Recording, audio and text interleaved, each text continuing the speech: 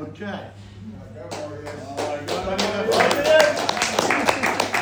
Some of the things that Tony mentioned, I lived through the same things. Because I lived after Grandpa died when I was visiting instead of 9, and then in my days, some of your days, 10. And I wrote my matric exams while I was there. I went and stayed with her for 2 years because Grandpa had passed away. And she did the same thing. She made me clean that whole kitchen floor. It's true what he said. I did it a couple of times. But she was incredible to stay by. She was an awesome person. I'll tell you a funny story about her. Just around the corner, she had a very good dear old friend, a lady friend. And she would go there often and go and have a prayer meeting with her. And they would pray up such a storm that what I'm going to tell you now, you might say you're joking. They went into the house, closed the doors, and they were in the bedroom. And as old as they would now kneel down on their knees, and her and her friend started praying. And after they prayed for about 10 minutes, this guy comes crawling out under the bed. And he's crying, tears coming down his eyes. And he says to them, please, don't get scared. I won't touch you two ladies. Want ek kan julle nie seermaak nie, julle bid te mooi. And he left the house. He was busy and he was going to rob them. They prayed him out that house. That was the type of person she was. She looked after me when I was there incredibly. I had the best food. I would have, she would cook for lunchtime, never supper time.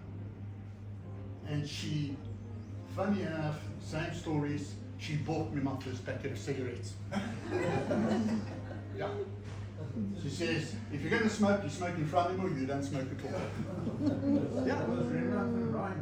Yeah, Reverend from Ryan. Yeah, you stole my cigarette. So she was that type of a person, and yet she was so hard in the sense of discipline and tough. Man, she was tough. You don't just get away with anything. And when I used to say to her, but why would you actually, you're so strict and yet you would let me smoke? She said, because whatever you ever do, you do it in front of me or you don't do it at all. Because if you can't do it in front of me, then what you're doing is wrong. That was her motto. She was an incredible person, Oma was. She loved tremendously. Some people thought she was very hard and she was very difficult, but if you spend time with her, she loved. She loved. And I remember the night she had the stroke. I was with her at home in a little house in Southfield. That woman was so strong. I'm in the kitchen doing homework, and she comes out of her bedroom. She's had a stroke, a massive stroke. And she comes walking around the corner, hardly being able to stand up, mouth all skewed, struggling to speak. I got such a fright. And she called me and calmed me down, and then said to me, I want you to phone your father. It was always my father. Phone your father and tell him he must come immediately. I'm very sick. And she went back to bed. And I phoned my dad, and he came across. And yes, Oma had a stroke. Some of you might remember. A massive stroke. She ended up in hospital. My father and all the family and your fathers, uncles, they would go to hospital every single night. Every night they would be there. And I would go with, but I could never get a chance to see her. So all the uncles were there. And one night, she kicked them all out of the ward. She said, you go fetch Marius. I'm not seeing any of you until I've seen you. And they had to come fetch me. And all she wanted to say, I've missed you, hello. Are you doing well? It wasn't long after that she passed away. She was an incredible person. She really was. And even in the toughness and her hardness, man, she loved. She really loved. And one thing I can just say, and that is a lot of us have lived so close. I listened to Keith speak about the poultry farm and them living that side and Omar this side.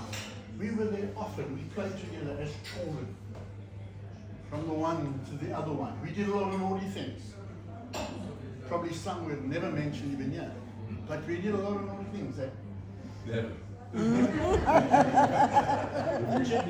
But we grew. We grew. I'll tell you how some of those chickens lived. In that place, only the good Lord knows. But I want to just finish by saying this. I think even as children that we were in those days, with Oma and with Opa, from the farm days all the way through, for all of us that was touched by them as our grandparents, as Oma and as Opa, we can only but say one thing, and that is they left a legacy that we can stand by as the younger ones. Although we're getting old, aren't we? But we can look up and say, you know what, through all that, they taught us some tremendous, tremendous ethical and good things. You know why? Because they loved us. And that's all I want to say. Thanks, Marius. Okay. We've heard all about these older Finkelsteins and the cousins of all the